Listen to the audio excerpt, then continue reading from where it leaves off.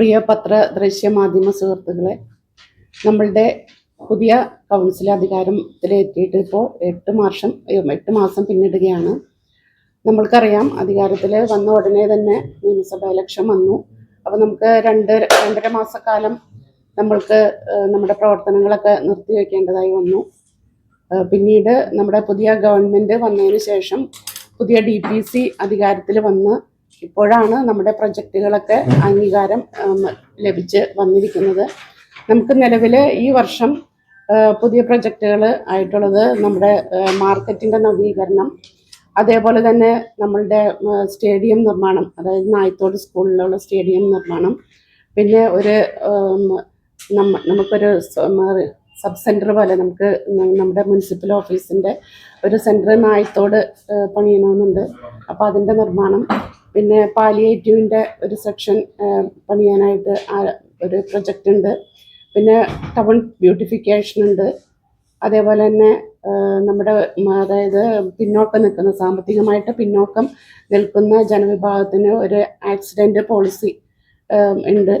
അത് നമുക്ക് DPCയുടെ ഇപ്പം അംഗീകാരം കിട്ടിയിട്ടില്ല. നമുക്കത് ഗവൺമെൻറ്റിലേക്ക് രണ്ടാമത് അംഗീകാരത്തിന് വേണ്ടിയിട്ട് അയക്കണം.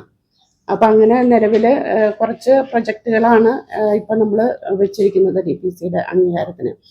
അത് അംഗീകാരം നമുക്ക് ലഭിച്ചു വന്നിട്ടുണ്ട്. ഇനി അതിൻ്റെ DPR തയ്യാറാക്കണം. അങ്ങനെയുള്ള കാര്യങ്ങളായിട്ട് മുന്നോട്ട് പോകണം.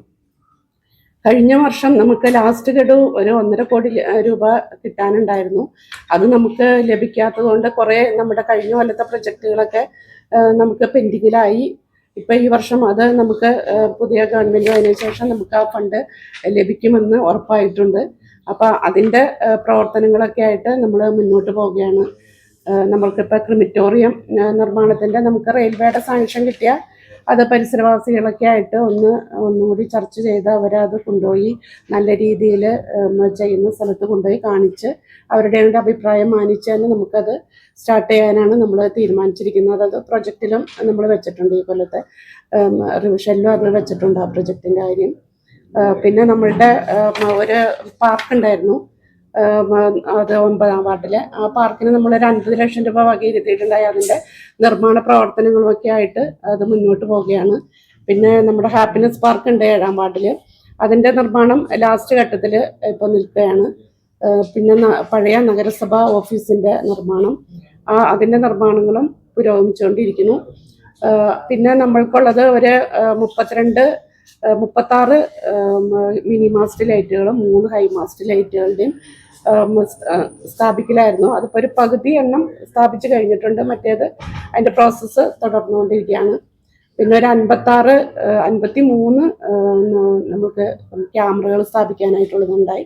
അത് MP ഫണ്ടും കൂടി ചേർന്നിട്ടുള്ളതാണ്. നഗരസഭാ ഫണ്ടും MP ഫണ്ടും കൂടി ചേർന്നിട്ടുള്ളതാണ്. അത് ക്യാമറകൾ സ്ഥാപിക്കുന്നതിൻ്റെ എല്ലാ കാര്യങ്ങളും ആയിട്ടുണ്ട്. അത് സ്ഥാപിച്ച് തുടങ്ങുന്നു. അങ്ങനെ നമുക്ക് ഇനിയിപ്പോൾ കഴിഞ്ഞ കൊല്ലത്തെ പ്രൊജക്റ്റുകൾ ഇപ്പോൾ ഏകദേശം നമ്മൾ അവസാന ഘട്ടത്തിലാണ് എല്ലാ പ്രൊജക്റ്റുകളും നിൽക്കുന്നത്. അപ്പോൾ തുടർന്നും നമ്മുടെ ഇപ്പോൾ അടുത്ത പുതിയ നമ്മളുടെ പദ്ധതികളൊക്കെ ആരംഭിക്കാനായിട്ടുള്ള നടപടികളായിട്ടാണ് നമ്മൾ മുന്നോട്ട് പോകുന്നത്. ഇത്രയൊക്കെയാണ് നമുക്ക് ട്രാഫിക്.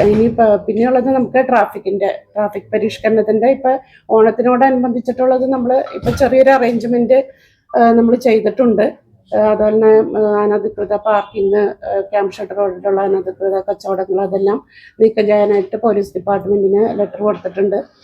ഇവിടെ നിന്ന് മുനിസിപ്പാലിറ്റിയിൽ നിന്നും ഹെൽത്ത് സെക്ഷനിൽ പറഞ്ഞ് അനധികൃതമായിട്ടുള്ള കച്ചവടങ്ങൾ, റോഡ് സൈഡിലിട്ടുള്ള കച്ചവടങ്ങളൊക്കെ മാറ്റാൻ പറഞ്ഞിട്ടുണ്ട്. അടുത്ത മാസം ഒരു 17, 18, 19 തീയതികളിലാണ് നമ്മൾ ഒരു ട്രാഫിക് പരിഷ്കരണവുമായി ബന്ധപ്പെട്ട് പത്രങ്ങളിൽ പരസ്യം കൊടുത്തിരുന്നു. ഏതെങ്കിലും ഏജൻസികൾ ഇതിന് താല്പര്യമുള്ളവരുണ്ടെങ്കിൽ അതിൻ്റെ ഒരു ലേഔട്ട് നമുക്ക് അയച്ചു തരണമെന്ന് പറഞ്ഞായിരുന്നു. 2-3 പേര് അതിൻ്റെ ലേഔട്ട് അയച്ചു തന്നിരുന്നു. അതിനകത്ത് 1-2 പേരെ നമ്മൾ എല്ലാവരുടെയും ഒരു ഐഡിയ ഒന്ന് തന്നെയാണ്. അതായത് നമ്മൾ സിഗ്നലുകൾ ഒഴിവാക്കിയിട്ട് ഒരു റൗണ്ട് എബൌട്ടായിട്ട് റൗണ്ട് ഷേപ്പിൽ ഈ സർവീസ് പോകുന്ന ഒരു ഇതാണ് ലേഔട്ട് നമുക്ക് കിട്ടിയിട്ടുള്ളത്. അപ്പോൾ 2 പേരെ നമ്മൾ ഫിസാറ്റ് എഞ്ചിനീയർ കോളേജിൽ നിന്നും ഒരു റംബാൻസിൻ്റെയും 2 പേരെ വിളിച്ച് നമ്മൾ കുറച്ച് പേരെ അതിൻ്റെ കാര്യങ്ങളൊക്കെ കാണിച്ചു കൊടുത്തിട്ടുണ്ട്. അപ്പോൾ എല്ലാവരും പറഞ്ഞത് അതൊരു ട്രയൽ റൺ ഒരു 2-3 ദിവസം നടത്തിയിട്ട് എങ്ങനെയാണെന്ന് നോക്കിയിട്ട് പിന്നെ അത് നമുക്ക് ഫിക്സഡ് ആയിട്ട് ചെയ്യണമെന്നുള്ളത് നമുക്ക് തീരുമാനിക്കാമെന്ന് പറഞ്ഞിട്ടുണ്ട്. അപ്പോൾ ഒരു ട്രയൽ റൺ നടത്തുന്നതിന് വേണ്ടിയിട്ടാണ് അടുത്ത മാസം ഒരു 17, 18, 19 തീയതികളിലൊക്കെ ആയിട്ട് ഒരു ട്രയൽ റൺ നടത്താനായിട്ടും നമ്മൾ തീരുമാനിച്ചിട്ടുണ്ട്.